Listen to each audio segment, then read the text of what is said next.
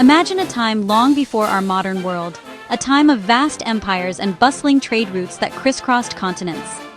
In the ancient Middle East, two great powers stood face to face, the Byzantine Empire in the west and the Sasanian Persian Empire in the east.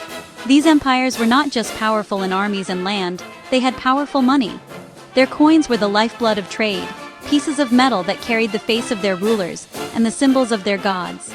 In Byzantium, the gold solidus was king, a beautiful coin that showed the image of the Christian emperor. It was a symbol of Roman glory, a piece of gold that was trusted far and wide for its purity and weight.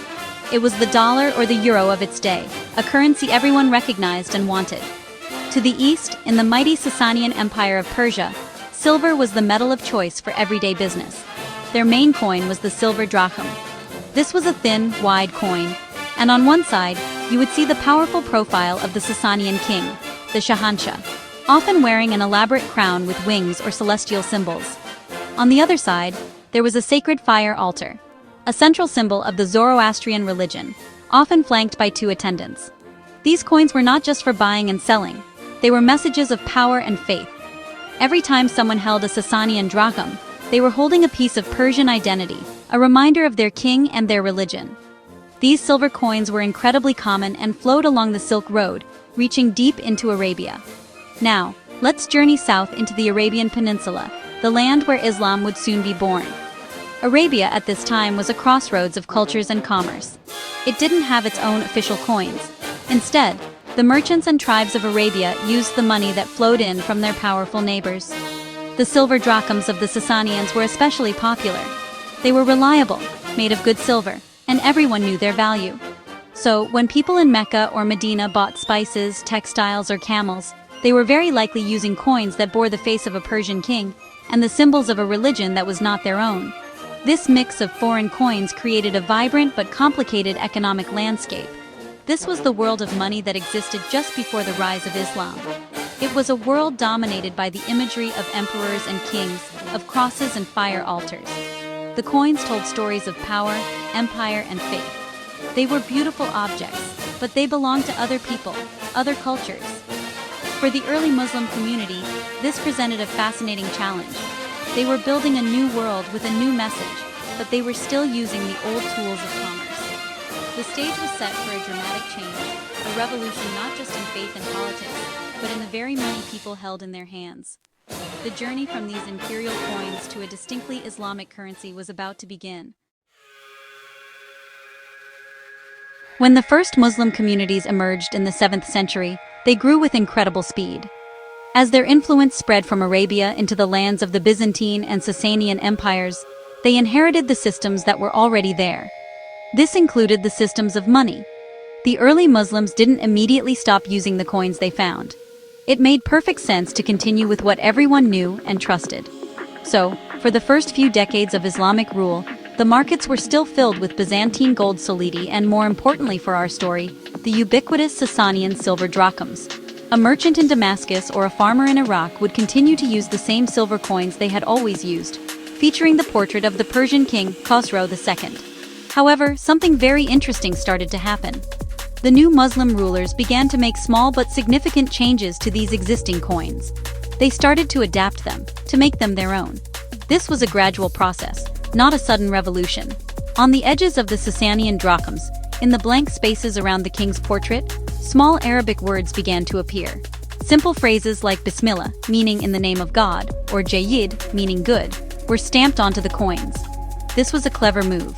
It kept the familiar design that people trusted, so the coin was still accepted, but it added a new layer of meaning, a small stamp of Islamic authority on a foreign object.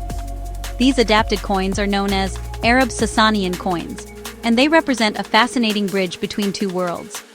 They show a community finding its own voice. Sometimes the changes were more than just words. The new governors would sometimes have the cross on a Byzantine-style coin removed or altered. In some cases, the face of the Sasanian king was kept, but the name of the king was replaced with the name of the Arab governor, written in the Persian script of Pahlavi. These coins were a hybrid, a mix of old and new. They were a practical solution to a complex problem. How do you run an empire's economy while also establishing your own unique identity? This period of adaptation lasted for several decades. It was a time of experimentation. Different regions under Muslim rule tried different things. Some governors were bolder than others in the changes they made. You can almost see them thinking through the problem step by step. Can we add a word here? Can we change a symbol there? These coins are historical documents that tell a story of transition. They show us that the move towards a purely Islamic currency was not a single event, but a careful and considered process. The old world was slowly giving way to the new, one coin at a time. By the end of the 7th century, the Islamic world had grown into a vast and powerful state under the Umayyad Caliphate. The Caliph, Abd al-Malik ibn Marwan, was a visionary leader who understood the need for a unified and independent identity. He saw that using coins with foreign kings and religious symbols was no longer suitable for an empire with its own distinct faith and culture. It was time for a complete overhaul, a monetary revolution. Around the year 698 CE, Abd al-Malik initiated one of the most important reforms in early Islamic history: the creation of the first truly and purely Islamic silver coin, the dirham. This was not an adaptation. It was a radical new beginning. What made this new dirham so special was what it didn't have. Gone were the portraits of kings. Gone were the fire altars, crosses, and any other kind of picture or living image. This was a deliberate choice. In their place, the coin was covered entirely with beautiful Arabic script, specifically a formal style known as kufij. This was a bold and powerful statement. The coin's design was now focused solely on the Word of God. The inscriptions were carefully chosen passages from the Quran, the central religious text of Islam. On one side, the coin declared the core message of the faith. There is no God but God alone. He has no partner. This was the Shahada, the declaration of faith. The other side of the coin also carried important messages. It often included a verse from the Quran that speaks about the mission of the Prophet Muhammad, such as he is the one who sent his messenger with guidance and the religion of truth to make it prevail over all other religions. The coin also included practical information, like the place where it was minted, the city, and the year it was made according to the Islamic Hijri calendar. For the first time, a coin was not just a piece of money, but a clear and unambiguous declaration of Islamic belief, a miniature proclamation of faith that could travel everywhere. It was a tool for both commerce and communication. Abd al-Malik's reform also standardized the coin's physical properties. The new Islamic dirham was set to a specific weight, around 2.97 grams, and was made of high-purity silver. This wasn't just about design, it was about creating trust. By ensuring that every dirham was of a reliable weight and quality, no matter where in the vast empire it was made, the caliphate was building a stable and trustworthy economic system. This reform was a stroke of genius. It created a currency that was not only economically sound, but also a powerful symbol of the unity, faith, and identity of the Islamic world. The dirham was born. Once Abd al-Malik's new silver dirham was introduced, it didn't stay confined to the capital, Damascus. The Umayyad Caliphate was an enormous, well-organized state, and it used its power to spread the new currency far and wide. Mints were established in major cities across the empire, from North Africa and Spain in the west to Central Asia and the borders of India in the east. Each of these mints produced dirhams that followed the same strict rules set by the caliph.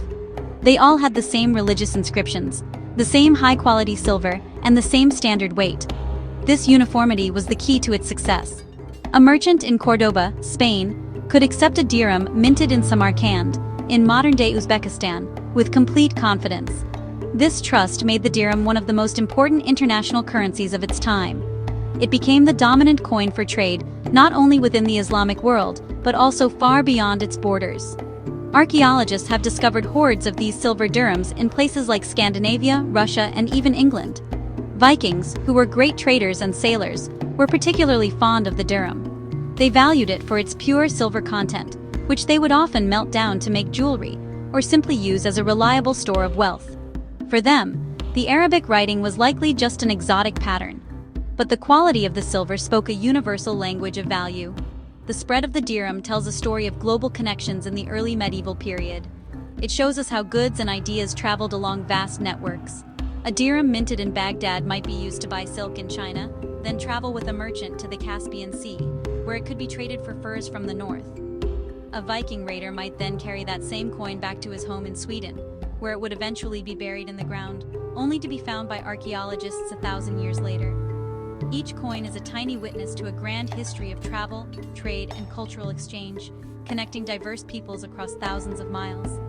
The success of the dirham was also a testament to the economic strength and stability of the early Islamic caliphates. To produce such a huge quantity of high-quality standardized coins required access to vast silver mines, a skilled workforce of minters and engravers, and a strong central government that could enforce the standards.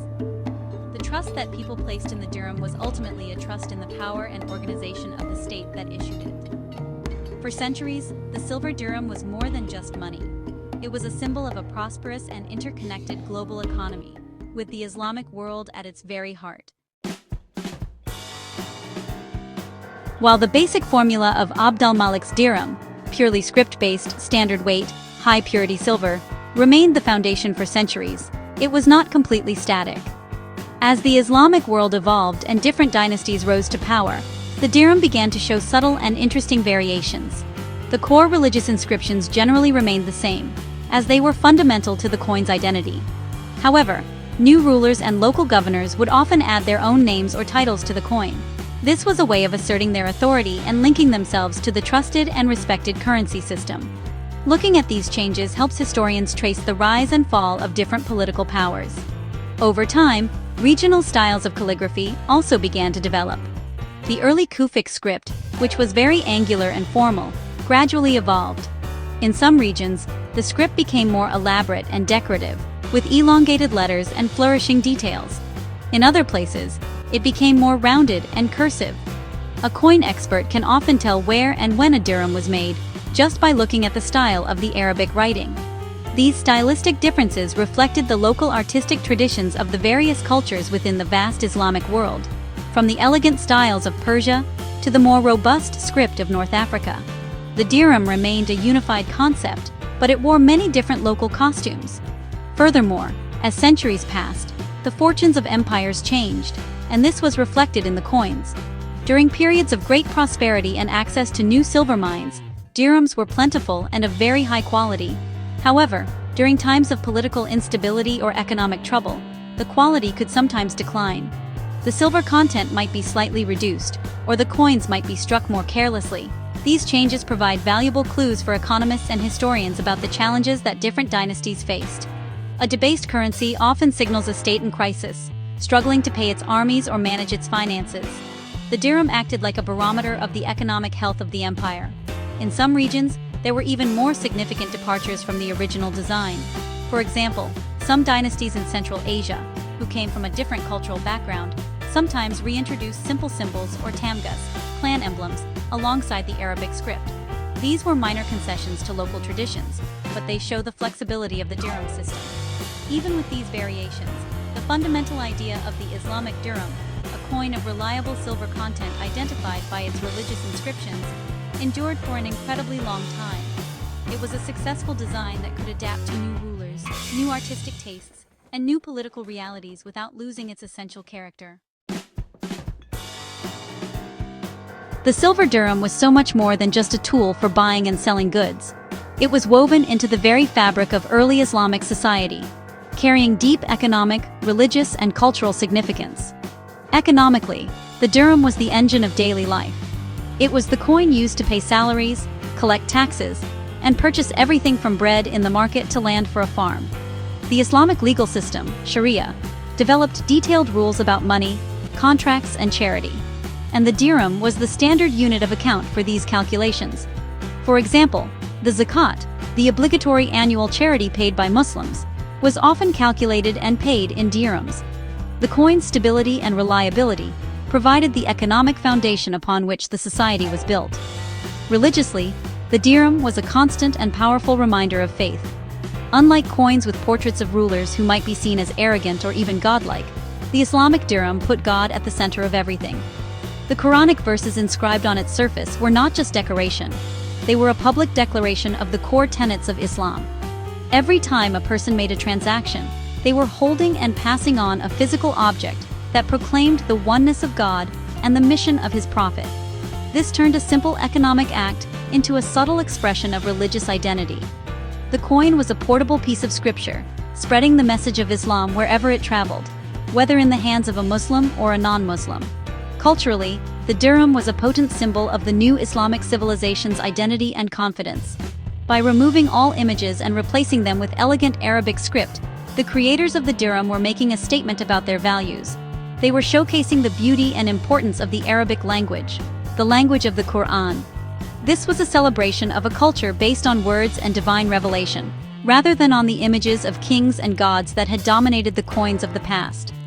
The dirham became a calling card for Islamic civilization, a symbol of its sophistication, its faith, and its unique artistic vision that was recognized across the known world. This triple role, economic, religious, and cultural, is what made the dirham so revolutionary. It wasn't just a better piece of money, it was a new idea about what money could be. It could be a tool for economic justice, a vehicle for religious expression, and an ambassador for a culture. The dirham helped to unify a diverse and sprawling empire, giving people from Spain to India a common language of commerce and a shared symbol of their collective identity. Its impact went far beyond the marketplace, shaping law, art, and the daily expression of faith for millions of people for centuries. The influence of the Islamic silver dirham did not end with the fall of the great medieval caliphates. Its legacy has echoed through the centuries and can still be seen and felt today. The name itself, dirham, has shown incredible staying power. It is derived from the older Greek coin, the drachma, which was adopted by the Sasanians as drachm and then Arabized into dirham. Today, the dirham is the name of the official currency in several countries, including the United Arab Emirates and Morocco. The Jordanian dinar and other currencies in the region are subdivided into dirhams or similar-sounding units. This continued use of the name is a living connection to that powerful medieval currency. The dirham's design philosophy also left a lasting mark on the art of coinage, particularly within the Islamic world. The idea of a purely epigraphic coin, one based entirely on writing, became the standard for Islamic coinage for nearly 1,000 years. While later dynasties, like the Ottomans and Mughals, eventually reintroduced portraits and other imagery, the classical script-based coin remains the most iconic and influential design in Islamic numismatics. This artistic tradition, which prioritized the beauty of calligraphy over human or animal figures, had a profound impact on other art forms as well, from architecture to pottery, reinforcing the central role of the written word in Islamic culture.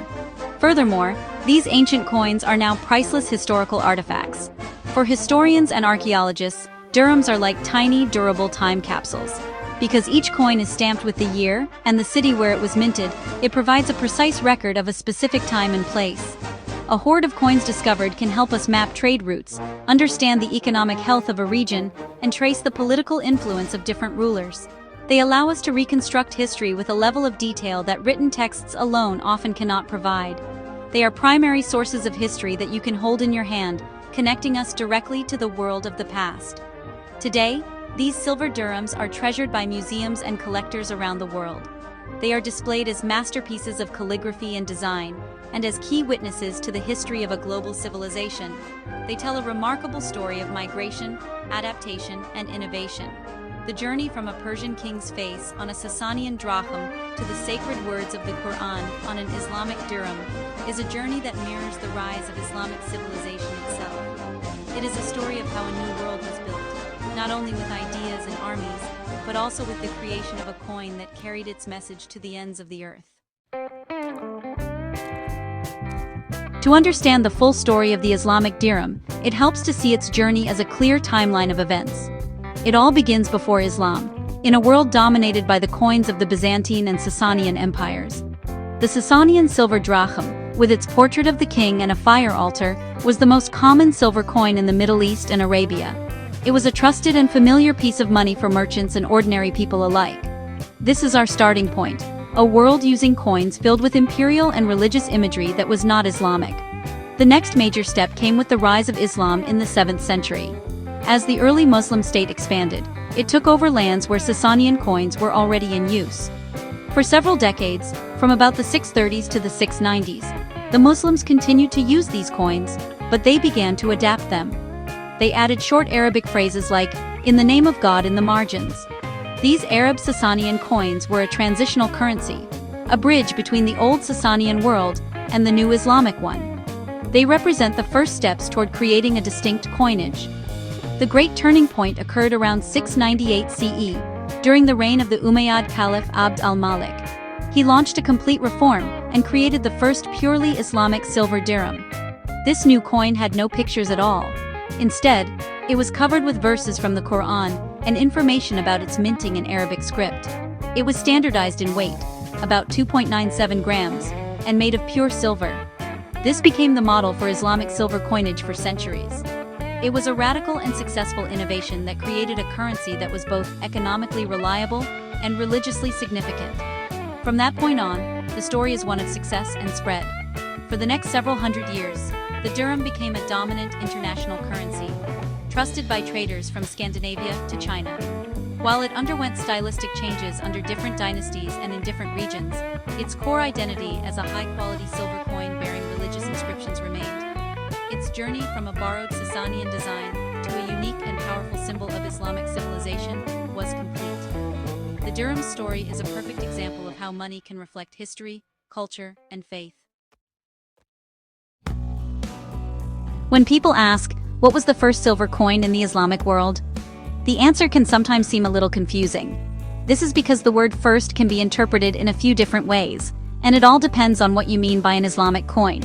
If the question means, what was the first silver coin used by Muslims? Then the answer is simple. It was the Sasanian drachm.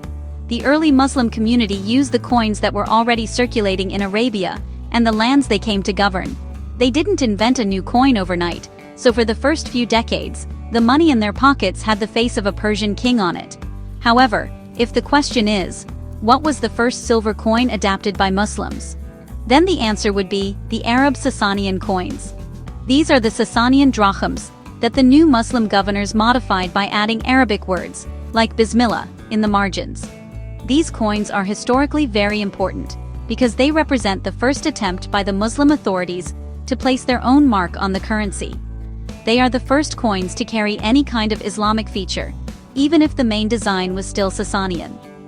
For some historians, these are the true first experimental Islamic coins. But for most numismatists and historians, the most accurate answer to the question refers to the first purely Islamic silver coin. This is the coin that was designed from scratch with a completely new, non-imitative, and distinctly Islamic identity. In this case, the answer is unequivocally the silver dirham introduced by Caliph Abd al-Malik around the year 698 CE. This was the coin that broke away from all previous traditions of using portraits and figures. It established the new standard of using only religious inscriptions in Arabic script, a design that was revolutionary for its time. So the confusion isn't about the facts, but about the definition. There isn't just one first coin, but rather a sequence of firsts. The first one used, the first one adapted, and the first one created from a completely new design. Each of these steps is a crucial part of the fascinating story of the dirham's evolution. Understanding this progression gives us a much richer picture of how the early Islamic world gradually and thoughtfully forged its own unique identity, transforming not only its faith and politics, but also the very money that people used every single day.